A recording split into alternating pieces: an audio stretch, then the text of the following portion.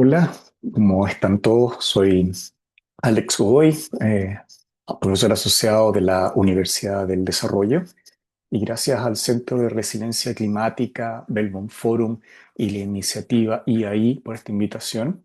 Y les propongo que en 60 minutos aproximadamente pensemos el océano como una cosa común, como como algo compartido más allá de la frontera. Y obviamente la economía azul, que ya vamos a definir eso como las reglas para evitarla sin necesidad de romper este equilibrio. Hoy nosotros no buscamos eslogans, digamos, buscamos criterios prácticos que nos permitan decidir con foco en resiliencia, o sea, en la capacidad de que los océanos y las actividades que se realizan en él sean capaces de responder al fenómeno, ya sea de shocks de desastres naturales o extremas de clima, como también a shocks que pueden ser accidentes industriales, pero con foco en que esa resiliencia climática sea con justicia social y obviamente con sostenibilidad de los sistemas productivos. La idea de nosotros es, obviamente, poder explicar por qué este concepto ha emergido distinto a lo que es una economía verde, que ya lleva muchos años, y donde él se pone el foco en los océanos, dados los cambios en términos multilaterales, en entender que los océanos son la última frontera. Y de hecho, esa última frontera es parte de lo que nosotros llamamos el siguiente punto de inflexión o tipping points, en el cual el océano, como nosotros lo conceptualizamos, va más allá de algo físico. De hecho, en términos climáticos, el calor absorbido por la atmósfera es rechazado hacia los océanos, y gracias a los océanos es que las temperaturas no han ido más rápidas, no se han acelerado, eh, como si fuese un ciclo de Carnot en termodinámica, donde tenemos un foco térmico que transfiere, que el Sol transfiere energía, esa energía se acumula en la atmósfera y en la medida que hay mayor cantidad de gases de efecto invernadero, aumenta la temperatura en forma lineal, pero también ese calor tiene que rechazarse. Y ese calor pasa a los océanos, pero los océanos cumplen no solamente un rol vital en términos de, de adecuación climática, sino que también en términos productivos y en términos de cómo las sociedades se han estructurado, desde cosas tan simples como un servicio ecosistémico de regulación climática, un servicio ecosistémico de provisión de alimentos, pero también de estructura de la economía. Y para eso tengo que definir un poco qué entendemos por esa economía y un poco cómo la entendemos a diferencia de esa economía verde en esa economía azul, que hoy día ha marcado acuerdos y tratados internacionales. Vamos a emprender ese viaje, los invito a emprender ese viaje y arranquemos con ese mapa.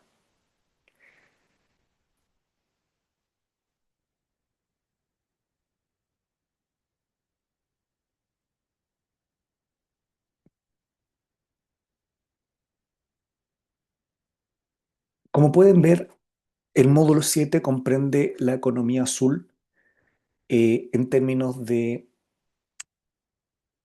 qué consiste y cuáles son sus transformaciones. En este contexto,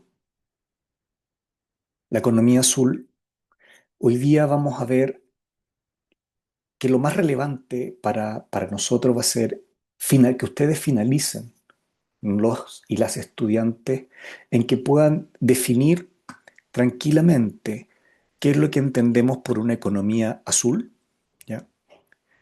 Definir una economía azul, y segundo, qué es una economía resiliente. ¿Por qué importa hoy la economía azul en contextos internacionales? Que veamos, identifiquemos qué datos sirven, identifiquemos los sectores con mayor potencial de descarbonización en este concepto de economía azul, reconocer qué datos son los esenciales que requerimos para poder entender cómo estos se pueden descarbonizar y pueden ser resilientes a los impactos climáticos, tanto que se transite en mitigación o adaptación, ¿ya? Para evaluar también estos datos que permitan evaluar los impactos sociales, económicos y ambientales de la economía en términos al cambio climático. Y finalmente, nombrar algunos casos para poder cerrar con herramientas e indicadores para decisiones que sean responsables, ¿ya? El objetivo de la ruta es, por lo tanto, ¿de qué estamos hablando? Definir qué es una economía resiliente, identificar cuáles son los sectores que deben adaptarse, transitar hacia una economía eh, de bajo carbono y cuáles son las implicancias de transitar en esto, los indicadores y obviamente cuáles son los impactos que estos pueden tener. Y para eso los indicadores son fundamentales. La idea es también poder seleccionar herramientas que nos permitan entender y ver, ¿ya? Cómo podemos estimar cuál es más sostenible una que otra y finalmente seleccionar estas cadenas de valor que permitan crear cadenas de valor o sistemas productivos con justicia social y equidad. Por lo tanto, vamos a la pregunta de fondo. ¿Qué es la economía azul? La economía azul no es poner más cosas en la costa, ¿ya? Nosotros entendemos el concepto de economía como un sistema productivo en el cual es un sistema económico. Un sistema económico es un sistema productivo entre eh, actores o stakeholders que convierten eh, materias primas en bienes y servicios, ¿ya? Entonces, un sistema productivo, una economía es un sistema productivo, un sistema de creación de bienes y servicios, donde distintos actores de la sociedad convergen, que no son solamente empresas, son también consumidores, son cadenas de valor, son trabajadores, pero que todo en su conjunto crea un sistema productivo. Es el concepto de economía o sistema económico. Un sistema económico está estructurado por los agentes que están detrás, que son los productores de materias primas, que extraen materias primas, otros que las convierten en bienes y servicios, los consumidores, los trabajadores que están detrás, incluso el Estado. Por lo tanto, este sistema económico, o lo que nosotros entendemos como una economía, es un sistema bastante complejo, multiactor, en el cual obviamente busca satisfacer las necesidades de la sociedad. Entendemos por economía aquella transacción también que ocurre, transacción de bienes y servicios en el cual los oferentes y los demandantes quieren distintos tipos de cosas. El trueque también es parte de la economía. A veces cuando nosotros entendemos históricamente el trueque no lo asociamos con la economía. Nosotros siempre asociamos a la economía la compra y venta de bienes y servicios, pero no es así. Cuando uno transa tiempo, por ejemplo, en una cola de supermercado. Es decir, yo quiero ir al supermercado, si valoro más mi tiempo, llego más temprano, por lo tanto mi posición en la cola refleja lo que yo valoro mi tiempo, mientras que el que valora menos su tiempo llega más tarde al supermercado cuando está más lleno, entonces está más atrás en la cola. Es una distribución de bienes y servicios, es un mercado. Por lo tanto, la economía es un espacio complejo en el cual estos sistemas económicos donde se producen bienes y servicios para satisfacer los bienes de la sociedad es multiactor, ¿ya? Entonces, por ejemplo, un sistema costero, incluso de pescadores artesanales, hay algunos que se dedican a la pesca y obviamente esa pesca ellos la pueden transar y pueden obtener otros bienes a través de lo que ellos extraen y los que extraen otros bienes los intercambian. Por lo tanto, la economía en ese contexto, antes de definir la economía azul, tenemos que entender que la economía es ese espacio y que no es solamente una transacción económica. Por lo tanto, cuando hablamos de la economía azul, ya hablamos de no poner, no es que significa poner cosas en la costa ni nada, sino que es lograr crear valor, o sea, que los recursos que están ahí, tanto los recursos entendidos como los servicios ecosistémicos, que son servicios ecosistémicos de provisión, que son los alimentos, por ejemplo, si uno dice la proteína azul, ¿ya?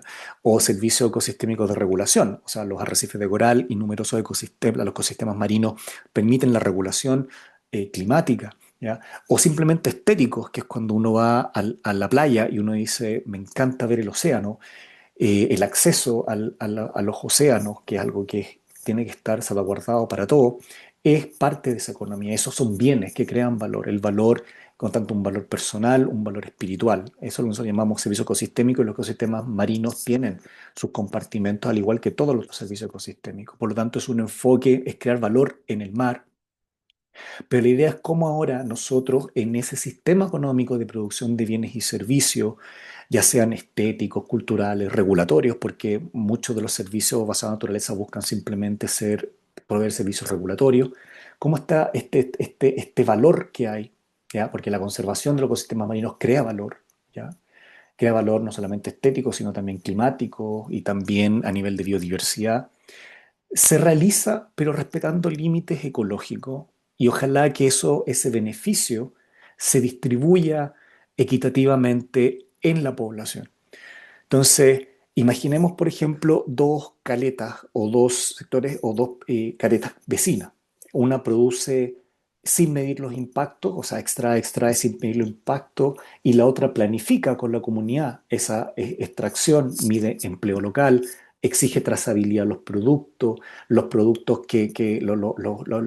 extracción de ciertos especies marinas cuando están bajo un tamaño no son explotadas, por ejemplo, y se protege el borde costero, a pesar de que ambos son sistemas productivos, solamente en una se asegura que ese valor quede en el territorio y que el ecosistema siga funcionando, mientras que en el otro no.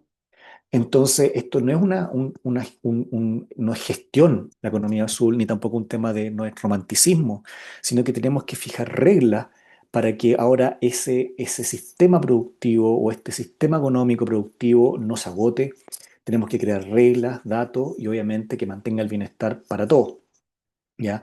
Y esas reglas deben sobrevivir al clima porque este clima ya cambió.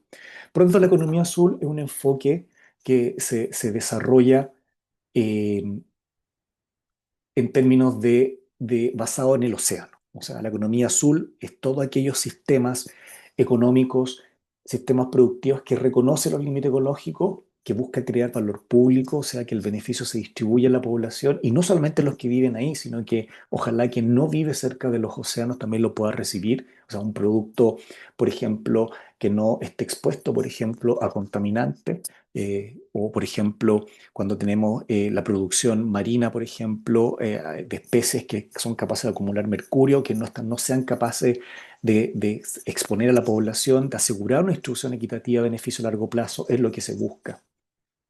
¿Cuál es la diferencia entre economía azul y crecimiento azul? Es porque el crecimiento azul no prioriza la expansión de actividades por sobre la integridad ecosistémica ni la justicia social, ¿ya? Entonces, esto evita el green o blue washing de vincular decisiones a evidencia y estándares verificables. Entonces, se diferencia la economía azul del crecimiento porque aquí no se priorizan una sobre otra, sino que busca la integridad ecosistémica.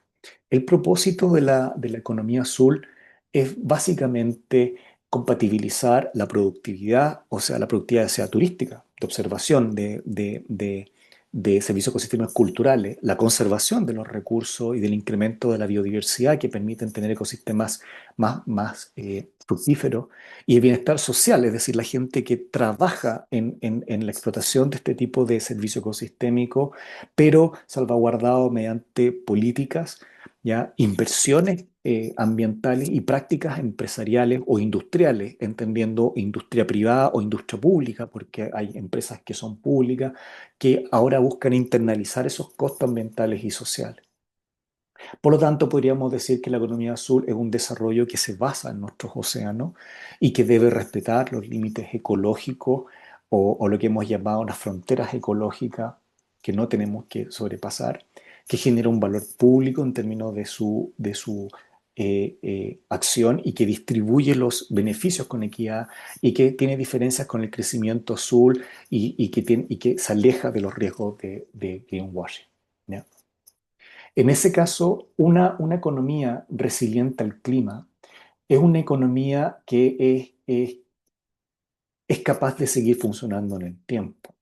En este caso, nosotros definimos resiliencia climática, que resiliencia es ser capaz de después de un shock o de un impacto muy grande, es la capacidad de recuperación que tienen los sistemas. La resiliencia son sistemas que son capaces de recuperarse a las perturbaciones externas, ¿ya? Entonces, si uno dice que uno es resiliente o un sistema resiliente, significa que la estructura y los componentes de ese sistema son capaces de recuperarse frente a perturbaciones externas. Por lo tanto, la resiliencia es seguir funcionando cuando el clima aprieta, cuando el clima nos impacta con sus eventos extremos. En mar significa diversificar medios de vida, prepararse para ambientes más extremos y cuidar los hábitats que hoy día existen y que amortiguan esos impactos. O sea, nosotros sabemos, por ejemplo, que los bancos de algas logran modificar, por ejemplo, la intensidad de las olas marinas. Operativamente, alertas tempranas para olas, por ejemplo, para sistemas de oleajes con alta energía. En la medida que suben los océanos, tenemos mayor cantidad de volumen en los océanos y por lo tanto la intensidad o la energía contenida en los océanos es mayor. Por lo tanto, el oleaje impacta el borde costero. Las olas de calor, por ejemplo, que ocurren no solamente en la atmósfera, están ocurriendo en las corrientes marinas y permite esto. El entender ahora las presiones externas nos permite planificar escenarios futuros, o sea, si la temperatura de X o el oleaje viene de una intensidad X, yo me adapto haciendo Y. Lo que buscan la resiliencia es que los sistemas también aprendan a responder a estos estímulos según parámetros y sistemas de gobernanza que les permita decidir tomar acciones en el tiempo, o sea, son sistemas dinámicos. Entonces, por ejemplo, una economía es resiliente cuando mantiene sus funciones críticas. O sea, por ejemplo, cuando vemos que hay tormentas, tornados, por ejemplo, que afectan y aumentan la intensidad del oleaje, ¿ya? Eh, que los sistemas costeros, el intermareal rocoso, por ejemplo, que tiene funciones críticas en términos de producir alimentos, ya sea por medio de lo que son, ya sea bivalvo o lo que son, por ejemplo, crustáceos que viven en el intermareal rocoso, que se protegen de las algas a la medida que se mantienen estas funciones críticas, los ecosistemas mantienen su diversidad y no colapsan ante esta intensidad del oleaje. Hemos visto, por ejemplo, que incluso en praderas marinas son capaces de reducir la intensidad del oleaje o incluso ciertos tipos de manglares permiten reducir la intensidad de las olas. Incluso soluciones basadas en la naturaleza para reducir la intensidad del oleaje mediante incluso maremotos que pueden ser más intensos dado este aumento o incremento en el volumen de los océanos. Obviamente permiten modificar la intensidad de esto. Y eso genera un bienestar local frente a lo que nosotros llamamos shock climático.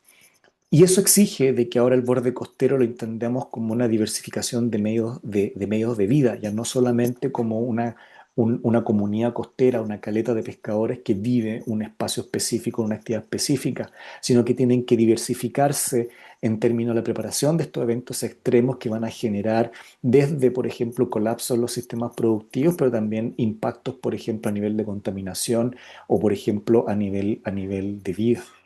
Esto permite ahora que las actividades, cuando se planifiquen en el borde costero, permitan ser planificadas en términos de proteger y restaurar hábitats claves que al final permiten reducir la intensidad del impacto frente a una amenaza climática. Pero esa resiliencia no solamente depende de un sistema que aprenda, sino que depende también de la gobernanza que exista.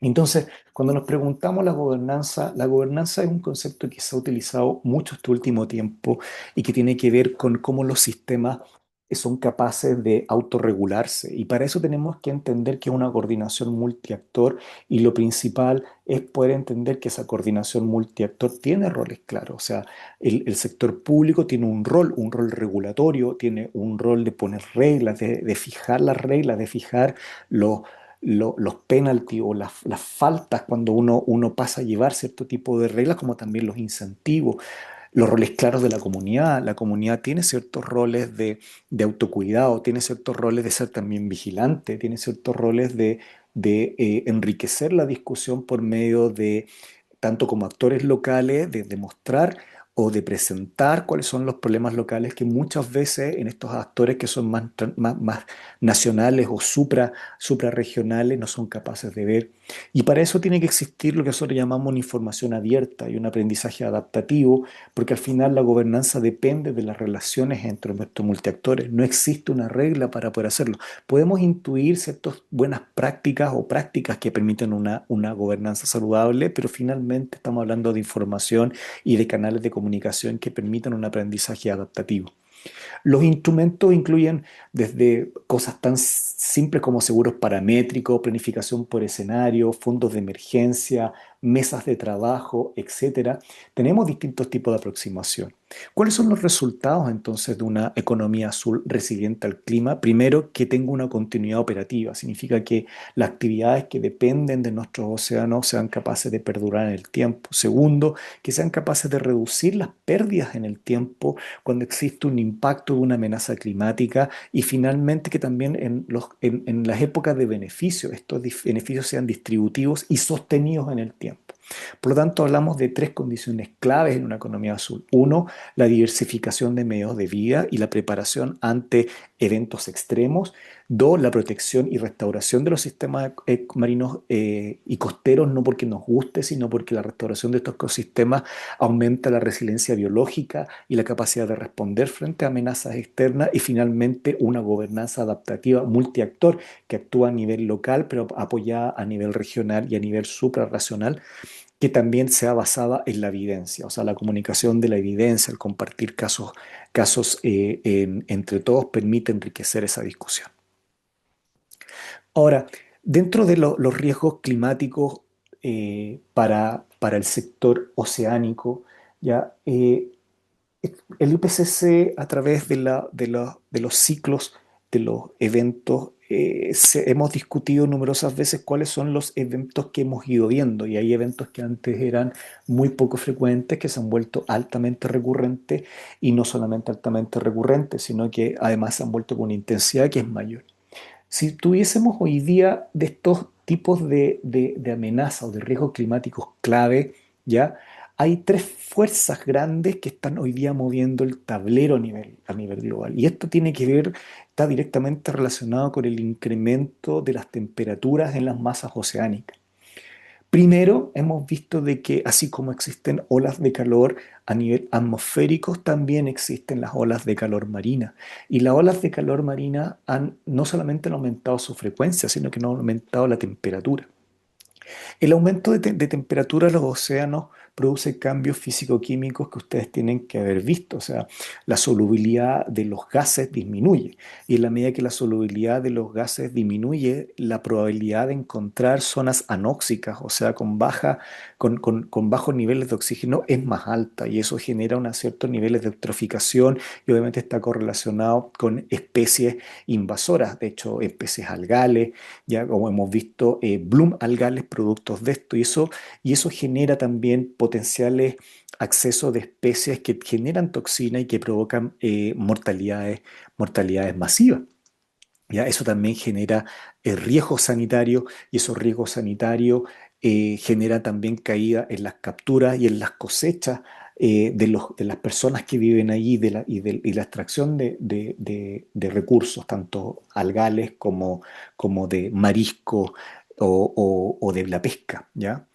Hoy día, gran parte del monitoreo a nivel internacional está en poder entender, para poder predecir su frecuencia e intensidad. Nosotros a nivel atmosférico hemos podido predecir la frecuencia, intensidad y extensión de las olas de calor atmosférica, pero en temas marinos no lo hemos podido hacer también porque nos faltan números de datos y sistemas que nos permitan modelar este tipo. La idea es modelar esto en términos de extensión, cuán larga, en términos de intensidad, es decir, cuán fuertes son en términos de temperatura, ¿ya? Porque eso va a generar una condición en términos de cuándo y dónde. La segunda gran amenaza que tienen los sistemas marinos es el aumento del nivel del mar. En la medida que, a pesar de que uno siempre piensa de que ha aumentado o 10 centímetros o 8 centímetros el nivel de los océanos, eso es en términos lineales, pero en términos de volumen es mucho. Nosotros hemos visto que el aumento del nivel del mar ha intensificado la acumulación de la energía en los océanos, no solamente energía en términos de temperatura, sino energía en términos de masa. Y eso obviamente, sumado a cambios en viento, a cambio de corrientes marinas y de marea, lo que hemos visto es un aumento de la cantidad, del tamaño y la cantidad del oleaje que afectan los sistemas no solamente productivos en océanos, sino que también a la actividad ya de extractiva. Y estos eventos han sido cada vez más extremos, que al final uno lo que ve como ciudadano de a pie, es obviamente lo que impacta en el borde costero. Este tipo de infraestructura al borde costero que afecta caletas, afecta vivienda, afecta incluso estuarios. Los estuarios tenemos lo que se llaman intrusiones marinas, en los cuales el agua de los océanos ingresa por los cauces finales de los ríos, incrementando el nivel de sal y afectando incluso los cultivos de personas que viven en el borde costero y que obviamente tienen sus granjas ahí. Entonces, a nivel de puerto, el nivel de oleaje impide la actividad portuaria, tanto de pequeñas, grandes y medianas embarcaciones, afectando la infraestructura portuaria, y esa infraestructura portuaria impide la salida, el intercambio de bienes y servicios, y es lo que nosotros llamamos de una forma técnica disrupción en las cadenas de suministro. Y genera esto una infraestructura, un daño en la infraestructura portuaria y urbana y también costera, y eso obviamente en la medida que se pierden alimentos, que se pierde infraestructura, eleva los costos de los seguros que finalmente se transfieren al precio del consumidor, y obviamente esto exige un rediseño de obra y un rediseño de los planes de evacuación y de los planes de operación. Sistemas de alerta temprana, por ejemplo, permitirían a los pescadores, por ejemplo, saber cuándo las condiciones de los océanos son más benignas para poder salir, o incluso no solamente condiciones marinas para poder saber dónde están los grandes volúmenes de peces en términos de cardumen, sino que también cuáles son aquellas condiciones que implican un riesgo también a la actividad, y hemos tenido también pérdidas de vida a nivel de esto. Y esto ocurre no solamente en temas de infraestructura portuaria, también ocurre, por ejemplo, los emisarios marinos, que muchas veces son emisarios o conductos que permiten descargar, por ejemplo, descargas de agua de centrales termoeléctricas o incluso de descargas de concentrado de cobre en barco, en los cuales genera ya riesgo a la población en términos de contaminación. Finalmente, el aumento de temperatura reduce la solubilidad de los gases, también aumenta la disolución de los sólidos. Y hemos visto que en este caso la disolución de los sólidos ha aumentado la acidificación de los océanos como agente también que tiene más ion bicarbonato, o sea, el pH ha ido bajando. Y esto genera la pérdida de los hábitats, y no solamente la pérdida de los hábitats en términos de macroalgas y de praderas marinas, o sea, se pierde diversidad, sino que también en términos en moluscos, crustáceos, en lo que nosotros llamamos el seafood o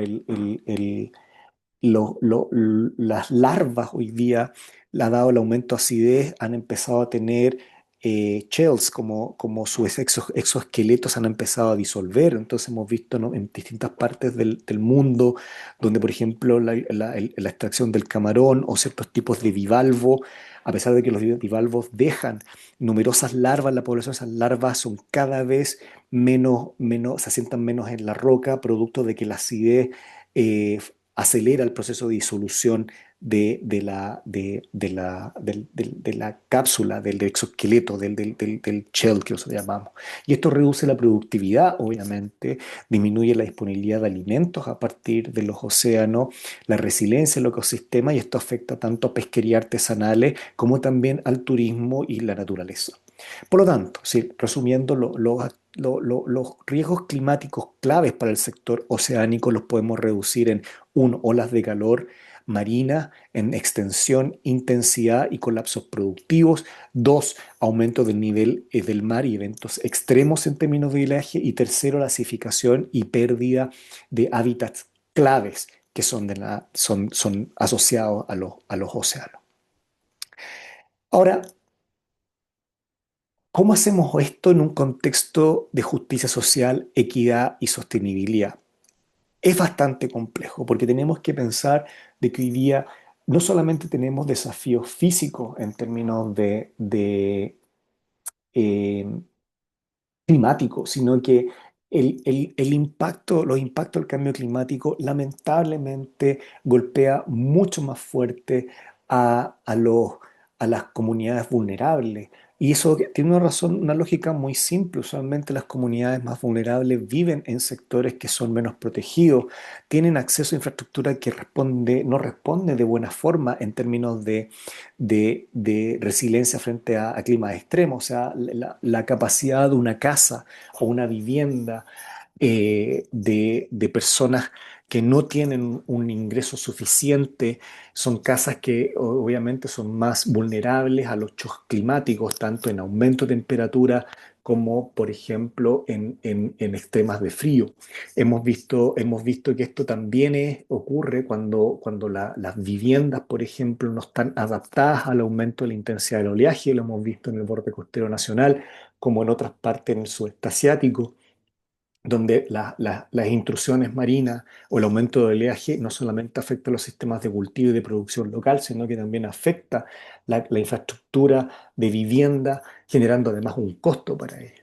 Entonces, y finalmente también de género, porque el costo es diferencial entre mujeres y hombres, y el impacto es diferencial, dado que las labores se separan por características de género en términos de pescadores, por ejemplo, la distribución de impacto es completamente distinta. Entonces, si nosotros queremos pensar en justicia social, en equidad y sostenibilidad, lo primero que tenemos que pensar es que nada es sostenible si no es justo. Cualquier acción que nosotros hagamos que no sea sostenible no es justa. ¿Y qué significa esto? Significa que los beneficios de la conservación, de la restauración de los ecosistemas marinos que sustentan los sistemas productivos azules y finalmente que forjan una economía azul, significa que también tienen que generar empleos dignos, digamos, y no marginales, que el beneficio sea un beneficio local, que son los quienes reciben el impacto directo en términos de cambio climático, que tenga una participación efectiva en la toma de decisiones, pero al final es la comunidad local la que recibe los impactos directos del cambio climático, incluyendo obviamente a los pueblos indígenas, a los descendientes, los representantes de los pueblos originarios, las comunidades locales, haciendo también de la importancia del conocimiento no solamente ancestral, sino local. Hemos visto, por ejemplo, que el conocimiento local en los sistemas insulares, islas como Chiloé, como Juan Fernández, como Rapa Nui, como Galápagos, como Madagascar, poseen conocimientos locales que incluso permiten pensar en el escalamiento de ciertas estrategias que son acciones mucho más resilientes que las que podríamos pensar en aquellos que no vivimos cerca de los océanos. Y también con enfoque de género, en términos de que se ha argumentado suficiente de que las mujeres reciben un impacto muy grande, al igual que los niños y la tercera edad. Por lo tanto, en este caso, cuando nosotros hablamos de justicia social y equidad, significa que toda acción debe conllevar la medición en términos de cómo esto impacta lo que es el empleo local, cómo reduce la brecha salarial entre hombres y mujeres, cuál es el porcentaje de liderazgo femenino, cuántos son los hogares conducidos por mujeres, cómo es el uso del tiempo en ciudadanos. Y por lo tanto, lo que no se mide no entra a la mesa. Entonces, una política justa en términos de justicia social evita conflicto. Básicamente, el incremento de la inequidad genera conflicto, la reducción de la inequidad reduce los conflictos. Por lo tanto, una política justa evita conflicto, gana legitimidad y volvemos a hablar de gobernanza, en que todos los actores estén representados y mejora los resultados de cualquier acción que nosotros queramos implementar. Por tanto, esto no es costo. Cuando la gente dice esto es más costoso trabajar con la comunidad, no, no es costo, es una condición de éxito, es una condición de éxito en términos locales. Por lo tanto, la sostenibilidad marina requiere sí o sí una distribución justa, pero finalmente las comunidades locales y los pueblos que viven ahí, el conocimiento local y obviamente reciben el impacto directo, usualmente son los que tienen menores ingresos, más vulnerables y con los mayores costos. Por lo tanto, la equidad es algo que es una condición de éxito y implica un empleo digno, ¿ya? Un acceso a oportunidades, un incluso subsidio a mejor infraestructura y una participación efectiva de las comunidades locales indígenas en todas las etapas de cualquier proyecto, incluyendo su conocimiento local. Muchas veces tienen un conocimiento mucho más rico de cómo solucionar problemas que lo que podemos ver nosotros a nivel en top-bottom, o sea, de arriba hacia abajo. El enfoque de género es central. ¿Ya? ¿Y por qué es central? De nuevo, porque los impactos son diferenciales. Por lo tanto, medir la brecha salarial antes y después de un proyecto, aunque sea un proyecto basado en la naturaleza o aunque sea un proyecto de conocimiento local, tenemos que medir cómo esa brecha salarial se reduce, cómo es la participación de liderazgo, el acceso de activos a activos valorizables de parte de los distintos grupos y también a nivel de género y la carga de cuidado que permite diseñar primero medidas correctivas y asegurar los resultados que sean más equitativos. Finalmente, la legitimidad de las políticas nacionales transversales, regionales y locales depende de mecanismos de consulta vinculantes, o sea, esta integración en el sobrelapamiento entre políticas nacionales, regionales y locales, ya tienen que ser vinculantes porque obviamente mientras más alto el nivel de la política es mucho más lejano de la solución puntual, mientras que las políticas a nivel de gobiernos locales tienden a ser mucho más precisas porque apuntan a un problema muy específico. Entonces estos acuerdos de beneficio local y la trazabilidad socioambiental tienen que ser de acceso al público para que además ese conocimiento sea accesible para otras comunidades que puedan tomar estas prácticas como un avance. Por lo tanto, tres conceptos claves para que exista una justicia social, una equidad y sostenibilidad, que como lo dije, una política justa evita conflicto y no es un costo, sino una condición de éxito, requerimos nosotros una distribución de beneficios y con empleo digno, una participación efectiva de los actores que participan en esa gobernanza compleja, incluyendo pueblos indígenas y comunidades locales, pero no solamente como una voz, sino también a través de su conocimiento local y finalmente con enfoque de género, que permite reducir la brecha salarial, favorecer los liderazgos y los cuidados. También a nivel intergeneracional. No olvidemos que también hay brechas intergeneracionales entre jóvenes y adultos mayores que no hemos podido cerrar. ¿Cuáles son los sectores ahora con potencial de descarbonización, pero también de adaptación?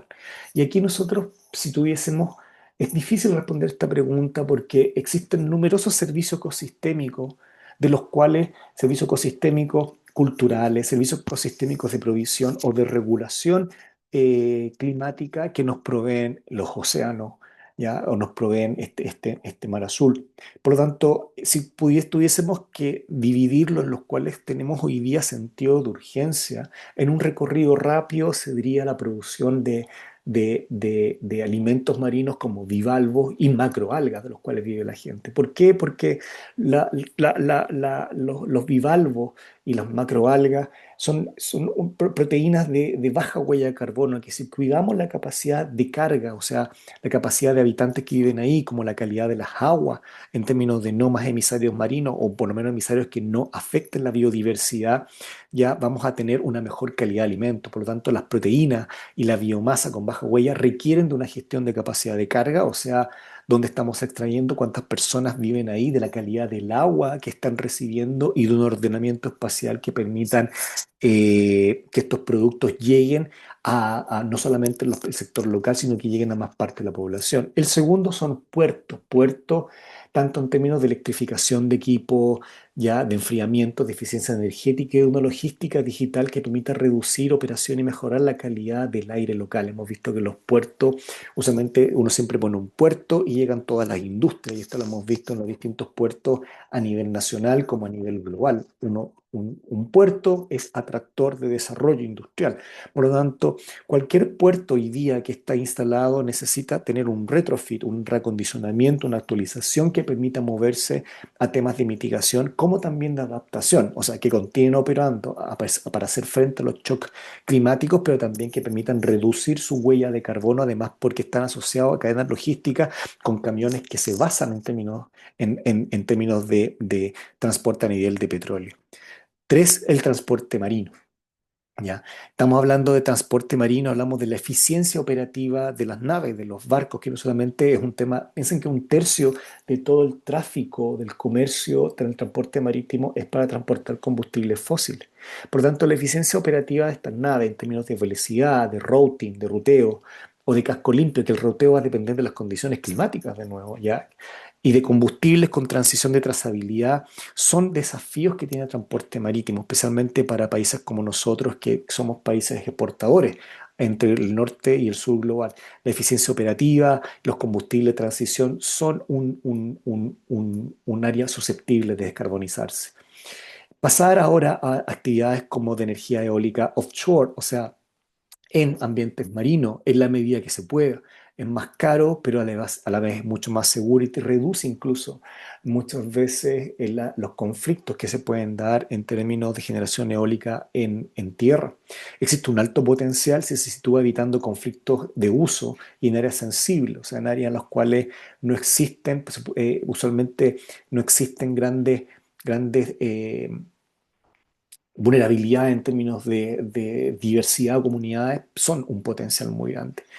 Exigen un monitoreo y esto es muy interesante porque la exigencia de monitoreo en el impacto de la biodiversidad permite diversificar los sistemas laborales y permite crear nuevos sectores. O sea, ya no solamente una caleta de pescadores encargada de extracción de un recurso de la pesca o de una cocinería, de un sector turismo en el cual es un sector alimentario, sino que ahora podemos tener trabajadores que se especialicen en el monitoreo de diversidad, de biodiversidad en estas áreas y obviamente tiene que estar relacionado con acuerdos comunitarios que permitan que la comunidad además haga cargo de estos sistemas. Y finalmente un sistema de turismo costero. El turismo costero genera, yo soy de Iquique, al norte de Chile, viviendo al lado del océano. El turismo costero tiene que tener estándares de bajo carbono en términos de alimento, de distribución, de extracción de especies y tiene que estar circunscrito a la capacidad de carga. O sea, no podemos extraer más recursos que los que el ecosistema puede dar y obviamente ojalá que existan mecanismos para distribuir ingresos a lo largo de la comunidad. Cuando hablamos de esto vamos a mostrar algunos tipos de ejemplos. Por ejemplo, las pesquerías y la acuicultura. Las pesquerías pequeñas, ¿ya? Y la acuicultura deben convivir. ¿Ya? La acuicultura, por ejemplo, de bivalvo, ¿ya? Tiene que estar relacionado a la cadena de valor, a la cadena de valor. O sea, ¿cuáles son los insumos? Tenemos que hay insumos, por ejemplo, para la pesquería y la acuicultura que puede ser no solamente de bivalvos, sino también de algas, por ejemplo. La cadena de insumos que se quieren, cuerda. Sabemos hoy día, de acuerdo al último tratado internacional, que el plástico, uno de los problemas que está empezando a azotar a los océanos, porque hemos encontrado micro y nanoplástico ya en alimentos marinos. Y eso genera un riesgo no solamente a la población, sino también a todas las cadenas alimenticias en términos de contaminación. Recordemos que no son biodegradables, por lo tanto, un molusco, un marisco con presencia de microplástico no tiene solución. Por lo tanto, tenemos que empezar a mirar la cadena de valor de la pesquería y la agricultura no solamente como un tema local, sino cuáles son los insumos que tienen plástico, alimentos, pellets y otros tipos de cosas, digamos, la producción, cuánto se va a producir, no sobreproducir, cómo es cuando se sacan estos alimentos o estas especies, cómo se procesan, cuál es la logística de transporte y cuál es el mercado final. Acá los riesgos que tienen las pesquerías locales y obviamente la agricultura local o a mayor escala son de nuevo riesgos físicos como olas de calor, floraciones nocivas de microalgas, por ejemplo, que afectan con toxinas, la marea roja, un caso de ello, cuellos de botella de frío, por ejemplo, en términos de cadenas de frío, trazabilidad sanitaria y espacial.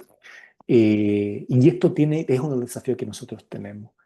¿Qué datos entonces, si uno quisiera mantener estas condiciones de forma sostenible, la gran pregunta que muchos se hacen es, bueno, ¿y qué datos tomamos para poder pensar ahora en que esa acción la podamos ver si es sostenible el tiempo o no? Los datos mínimos son tomar datos de los riesgos prolongados, por ejemplo, datos climatológicos, los riesgos de una ola de calor marina prolongada eleva la mortalidad y desordena los calendarios, por ejemplo, de trabajo. ¿Qué se hace, por ejemplo? Días, por ejemplo, datos días de calor en el tiempo, el llevar un registro de los datos, registro de calidad de agua, ¿ya?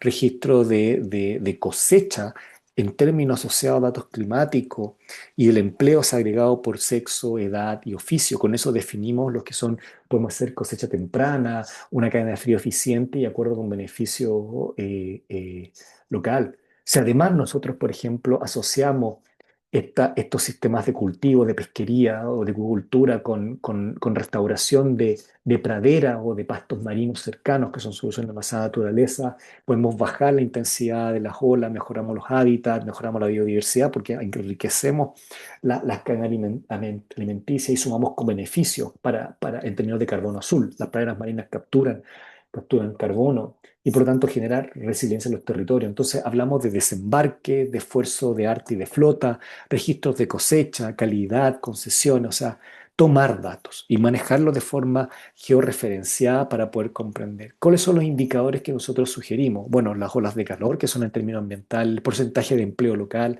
la brecha salarial, el valor agregado en lo económico en términos de un producto procesado que un producto que no se procesa, las cadenas logísticas. ¿Cuáles son los desafíos de las pesquerías? En términos de descarbonización, bajar la huella, o sea, los límites de capacidad de carga, extraer menos y no sobreextraer ni no sobreproducir en la acuicultura, pensándolo también espacialmente, pero también adaptarse, y adaptarse significa poder trabajar con sistemas que permitan enriquecer la biodiversidad como soluciones basadas en naturaleza mediante el cultivo de praderas y pastos marinos. Entender, por ejemplo, lo que son las concesiones y cómo funcionan las áreas de manejo, que son herramientas a nivel global que permiten proteger un espacio para una actividad productiva sostenible en el tiempo, que tenga ahora trazabilidad y ojalá inocuidad, y que podamos entender el rol de los distintos tipos de eventos climáticos con los sistemas productivos. Y finalmente el empleo local y oportunidades de las mujeres en esos eslabones clave.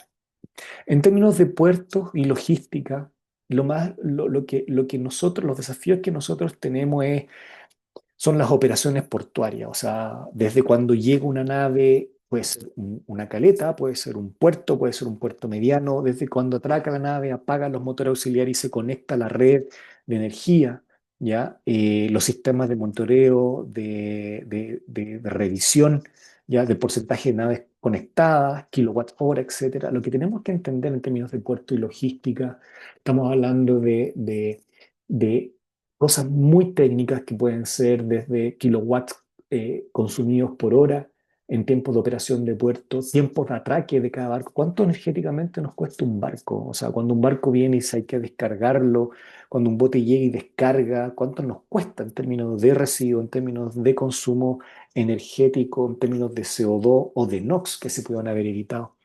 Y las intervenciones prioritarias son de electrificación de grúas, de equipo, ¿ya? O que por lo menos energías renovables permitan electrificar este tipo de aparatos con conexión a tierras para naves, optimización de los patios de descarga, de la programación de atraques de barcos, de la operación, como también de entender la relación con fenómenos extremos. Hemos visto que numerosos puertos y logística de los puertos son afectados por eventos climáticos que no se relacionan con los océanos, que son, por ejemplo, intensidades de viento, marismas marinas. Entender esta complejidad permite hacer que los puertos funcionen con una logística con una mayor eficiencia y con menores costos ambientales posibles. Los co-beneficios que nosotros vemos es menor contaminación del aire en términos de puertos, el ruido de barrios aledaños, una frecuencia más ordenada de camiones ya, y de logística que todavía usa petróleo. Los camiones no son todos eléctricos ni funcionan con otro tipo de energía, pero también genera oportunidades de empleo local con una especialidad distinta, porque ahora ya el empleo local se focaliza en un experto que ya no sabe de motores a petróleo, sino que sabe de mantenimiento eléctrico y, por qué no decirlo, de un conocimiento digital. Un conocimiento digital porque todo esto empieza a ser capturado con estas herramientas nuevas. No estoy hablando de inteligencia artificial, estamos hablando de herramientas digitales, simplemente de captura de datos, que ojalá en 4 o 5 años puedan migrar a tener herramientas de inteligencia artificial que permitan optimizar más. Por lo tanto, necesitamos indicadores y registros de consumos energéticos. ¿Cuánto nos cuesta un barco parado en un muelle? ¿Cuánto nos cuesta en términos de agua, en términos de residuos, en términos de energía? Los tiempos de atraque, el porcentaje de naves conectadas, la cantidad de personas que trabajan, la cantidad de camiones que dando vuelta por cada barco que llega, la cantidad de petróleo que se consumió por cada demora de descarga, los reclamos ciudadanos y el empleo local. Estas complejidades, ordenarlas en términos de esto, permite comprender la relevancia de esto. Por tanto, primero, la electrificación de equipos que va a conllevar per se a una creación de empleos enfocados a temas eléctricos, eficiencia energética y calidad del aire, o sea, nuevos empleos de la comunidad local que ahora permitan responder y proveer servicios locales para este espacio de digitalización. Dos, entender la relación entre tiempos de atraque y consumo energético como indicadores, como la coordinación con la comunidad local y la planificación urbana. En los puertos como Kalundborg, por ejemplo, en Dinamarca, que dio la primer origen a en ciudades simbionte, muchos trabajos son trabajos locales. Eso permitió crear un conocimiento local muy distinto al que existe en otros tipos de puertos, muy específico, enfocado a nuevos tipos de tecnología y a un trabajador con unas capacidades laborales completamente distintas. El turismo costero, fundamental. El turismo costero es fundamental porque es un turismo de verano y no solamente de invierno, pero podría hacerlo todo a través del año. La playa, por ejemplo, colapsa, las playas colapsan cuando no hay capacidad de carga. Hemos visto esto en todos los sectores costeros, cosa de verlo en Europa, en África, en los principales sitios atractivos, usualmente los turistas colapsan la zona y eso sobrecarga, se supera la capacidad de carga de playas y sector costero. Y las soluciones estándares de carbono en el alojamiento y transporte. O sea, tenemos que entender de que el mejoramiento de los estándares de carbono en el alojamiento, transporte, el límite diario de visitas, querámoslo o no, y las compras de proveedores locales, o sea, siempre hay como proveedores extranjeros. La idea es, ojalá que los sistemas turísticos migren al provisionamiento local, que crea negocios locales, dos, diversifica el empleo y lo hace más equitativo. Hemos visto que cuando los sectores turísticos costeros se diversifican, pero se diversifican en base a cadenas logísticas locales, alimentos locales o proveedores locales, aumenta el empleo femenino y se reducen las brechas salariales. Entonces podemos tener indicadores que nos permitan entender la huella por pernoctación, cuál es el porcentaje de compras locales, cómo se disminuye la cantidad de camiones, por ejemplo, en términos de cadenas logísticas locales, la satisfacción de los residentes y del empleo formal por sexo, los permisos y promoción amarrados a resultados verificables, ¿ya? ¿Qué indicador social podríamos poner como condición? Y aquí la estrategia son estándares de carbono. O sea, ¿cuánto nos cuesta un turista? ¿Cuánto es el costo de transporte? El límite de la capacidad de carga en las playas, limitar el acceso a las personas, a las áreas naturales para poder mantenerla. ¿Ya? Y que se diversifiquen los ingresos locales mediante cadenas locales. Lo segundo es la gobernanza, o sea, acuerdos de beneficio local con el gobierno local, la formación de proveedores y promoción del liderazgo femenino en servicios y comercio local. Para eso necesitamos indicadores como la huella de pernoctación, compras, como les decía, satisfacción de los residentes, visitantes y el empleo formal. Por lo tanto, tres razones. Estándares de bajo carbono y la capacidad de carga y regeneración del ecosistema. ¿Cuáles son los beneficios locales y distribución de ingresos en términos de reducción de cadenas logísticas que además reduce las emisiones porque como los camiones, ya no hay camiones dando vuelta, obviamente baja la huella? ¿Y cuál es la trazabilidad y compras públicas sostenibles que pueden existir en estos sectores? Finalmente, la solución es basada en la evidencia, en la evidencia, electrificación portuaria. ¿Ya? Tenemos problemas, por ejemplo, de contexto durante el atraque de muchas naves que contienen motores auxiliares. ¿Ya? Hay mucha energía a bordo, generando emisiones de CO2, de NOx, material particulado, que afectan a todos los aledaños al puerto. La evidencia disponible, la literatura y la experiencia internacionales muestran reducciones significativas de NOx y de material particulado cuando se implementan, por ejemplo, sistemas de suministro en tierra, pero que son usando energías renovables. La electrificación de patio. ¿Ya? Aquí son clave los registros, como decía, ataque, hora, factores de empleo, etcétera. Ejemplos, ¿ya? Indicadores de medición, reporte y verificación, porcentaje de naves conectadas al puerto, cómo se calcula números de naves conectadas por número total de naves atracadas, la fuente de datos, un registro portuario, o sea, los datos están. Las horas de operación portuaria es la sumatoria de suministro por sitio y el medidor es el medidor de horas portuarias con las bitácoras, cómo calculamos el CO2 que se evitó, el kilowatt por operación portuaria, por el factor de emisión en línea de energía renovable, menos el diésel que se evitó por hacerlo de esta forma. ¿Cuál es la fuente de datos? Medidores, factores de emisión que lo provee los ministerios de energía. ¿Cuáles son los contaminantes NOx y material particulado habitado? ¿Ya? Horas de motor auxiliar específica, datos técnicos de flota, que es la otra fuente de datos. O sea, es empezar ahora a pensar en un indicador que permita permitirnos ver cuáles son los datos y qué podemos tener. Y sobre eso recién, al entender el impacto, podemos pensar en lo que hemos planteado en el IPCC, en soluciones basadas en la naturaleza para poder reducir el impacto y empezar a hacer que los ecosistemas sean más resilientes. Datos esenciales para evaluar el impacto. ¿Cuáles? ¿Ya? Aquí nosotros ya empezamos como a verlos como en detalles más avanzados. Primero, un censo de la población. Tenemos que tener un censo de la población local, específicamente la actividad, los empleos por actividad, la educación de las personas, sexo, edad, territorio y dónde se emplean y cuánto desempleo genera servicio a la actividad industrial que está ahí. Hay que hacer un catastro de concesiones por áreas de manejo, ¿ya? Por infraestructura portuaria. ¿Cuál es la infraestructura disponible? Encuestas de percepción como del uso del tiempo y de participación ciudadana. Y llevar registros productivos de desembarques, consumo energético, tiempos de atraque. Por ejemplo, en censo. Censo es población, empleo como eje actividad. Ejemplo, nos permite entender la estructura de edades que hay en los sectores costeros, los sectores que trabajan con en los empleos por rama y nivel educativo. Se usan decisiones para el diseño de programas de empleo local. O sea, si nosotros vemos que la estructura es un trabajador que no tiene conocimientos, por ejemplo, para proveer servicios en electromovilidad o, por ejemplo, trabajar en electricidad, en este caso el uso de las decisiones permite desarrollar programas de empleo local para brindar los sistemas de servicio en la transición a energías renovables. Esto permite tener un programa de formación, análisis distributivo. ¿Para qué nos sirven los catastros? Los catastros, que son las concesiones de manejo, nos permiten tener un inventario georreferenciado y de zonificación portuaria. Los ejemplos son las concesiones acuícolas que dependen del Estado, las áreas de manejo, cuál es la infraestructura portuaria, y esto permite pensar ahora en un ordenamiento del borde costero para resolver los problemas de conflicto. ¿Para qué necesitamos la encuesta de percepción y de participación y del uso de bienestar?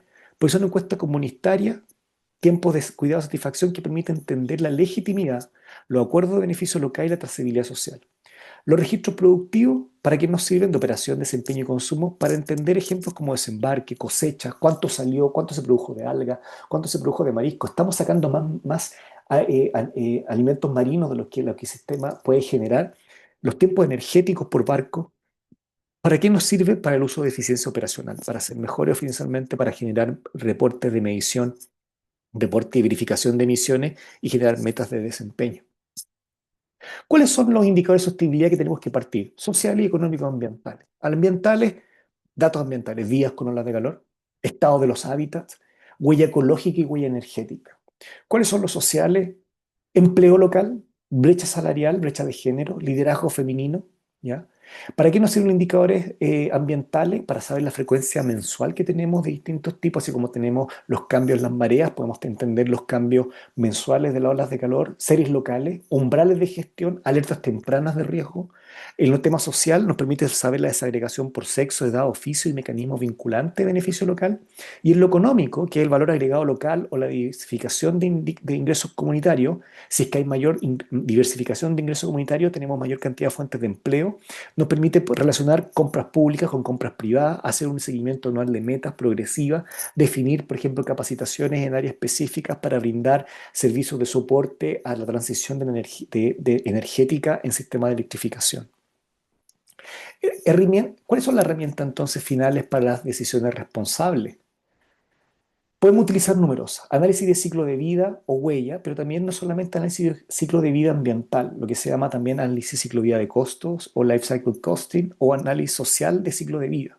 Esto permite cuantificar los impactos a lo largo de la cadena, ¿ya? Desde los océanos hasta el mercado final y permite priorizar una mitigación costo efectiva y los trasplantes entre eslabón y territorio. Medificación, medición, reporte y verificación socioambiental permite que ahora generar reportes, sistemas de medición, protocolos públicos, trazabilidad y pasar ya a sistemas más digitales, porque no más futuro en inteligencia artificial. Análisis multicriterio, ya cuando tenemos los datos podemos hacer análisis multicriterio y aplicar herramientas matemáticas más complejas. Análisis de costo-beneficio distributivo me permite integrar a las variables ambientales, sociales y económicas, entregarles ponderación y evaluación de impacto obteniendo el grupo poblacional. Cláusulas de participación y beneficio local, cómo empezar a tener ahora estructura este tipo de gobernanza que me permita anclar los resultados de acuerdos vinculantes en el territorio a nivel local como a nivel central. Por lo tanto, tres cosas. análisis de huella, análisis de ciclo de vida social, económico, ambiental y reporte, medición, reporte y verificación, análisis multicriterio para entender los costos-beneficios distributivos y ojalá tener una trazabilidad digital y cláusulas de beneficio local para poder tener un trabajo conjunto. Preguntas, ¿ya? Y mi encargo para esta clase. Mensaje final. Una economía azul, por lo tanto, es compatible con la justicia social y la sostenibilidad, pero requiere decisiones informadas basadas en datos, indicadores útiles, locales y arreglos institucionales locales que garanticen la distribución de beneficios para todos.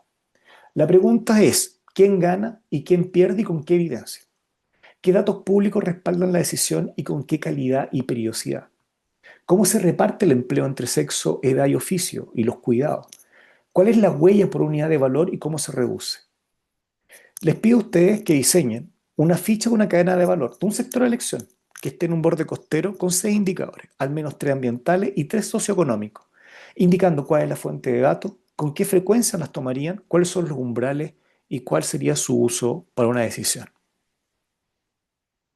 ¿Qué hemos visto? ¿Qué es la economía azul y en qué se diferencia? Es un desarrollo basado en el océano que opera dentro del límite ecológico y que crea valor público y distribuye beneficios con equidad territorial. Se diferencia el crecimiento azul o del extractivismo costero porque exige trazabilidad, evaluación socioambiental y participación efectiva, y no solamente la expansión económica, más dinero. ¿Qué significa una economía azul resiliente al clima?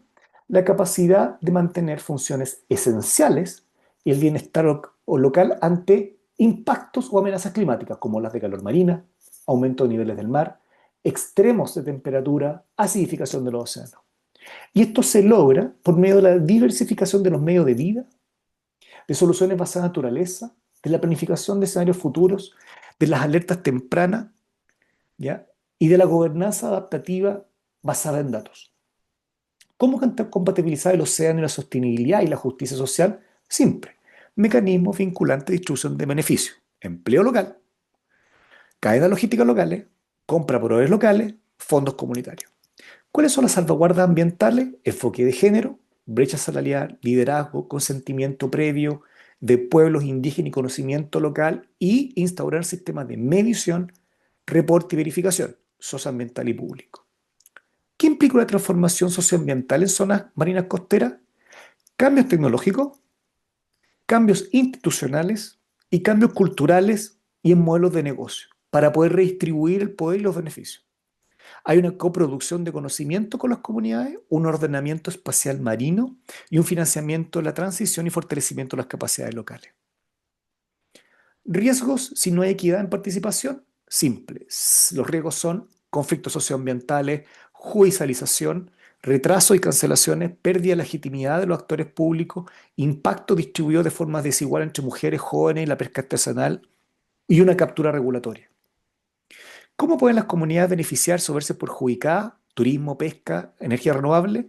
Beneficios, empleo, encadenamientos locales, infraestructura compartida, diversificación de ingresos. ¿Cuáles son los perjuicios? Desplazamiento, encarecimiento del costo de la vida, saturación turística cuando llegan muchos turistas a la playa, pérdida de acceso a caletas, playas, impactos ambientales. Condiciones para el beneficio, acuerdos de beneficios compartidos, participación temprana, compras locales, formación laboral, capacitación, monitoreo de indicadores públicos. ¿Qué elementos tiene que tener una política oceánica justa y responsable? Participación temprana y vinculante, incluyendo pueblos indígenas y conocimiento local, enfoque de género e inclusión. ¿Cuáles son las salvaguardas socioambientales? Medición, reporte, verificación con datos abiertos, trazabilidad, enfocado a la resolución de conflictos, costos-beneficio distributivo y coherencia del ordenamiento espacial y marítimo. ¿Cuáles son los sectores con mayor potencial de descarbonización? Pesquería y acuicultura de bivalvo y macroalga. Baja huella por proteína. Puertos, electrificación de equipos, operaciones portuarias, navieras, caletas. Energía eólica offshore, bien emplazada con turismo de bajo carbono y con gestión de capacidad de carga. ¿Cómo transformamos cadenas pesquero-turísticas hacia la sostenibilidad? Diagnóstico, análisis ciclo de vida social, económico y ambiental. Reducción de pérdidas, eficiencia energética, cadena de frío. Trazabilidad digital se requiere, certificación y estándares se requiere, y la transitar hacia una economía circular de compras locales. Gestión de la capacidad de carga turismo y cláusulas de empleo digno, equidad de género y beneficio local. Indicadores útiles, ambientales, todos los que tienen que ver con parámetros ambientales que implican impactos en la producción, sociales, que ya hemos comentado, económico y de gobernanza como el cumplimiento normativo, transparencia de datos, hitos y participación. Fuentes de datos, censos, catastros, encuestas comunitarias, registros productivos, monitoreo ambiental, sensores. ¿Qué información es necesaria para diseñar cadenas de suministro más sostenibles? Huellas ecológicas ambientales, huellas de energía, materiales, de agua, de residuos, de CO2. Mapa de actores y de empleo local. Flujos económicos, cuáles son la estructura de costo, dónde va el dinero hacia quién. Y riesgo climático.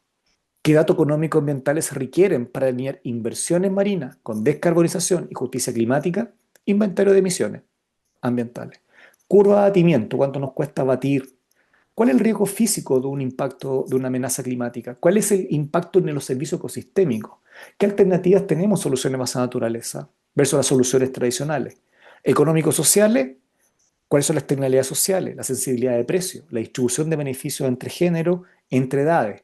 Y de gobernanza, ¿cuáles son los cronogramas, estándares, fuentes de financiamiento local, fondos regionales, etcétera?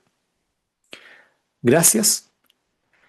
Esto es simplemente una pincelada para decir que la economía azul tenemos la información, tenemos los datos, solo nos falta ahora ponernos a trabajar, ponerla en contexto y hacer que esto sea justo y resiliente. Muchas gracias.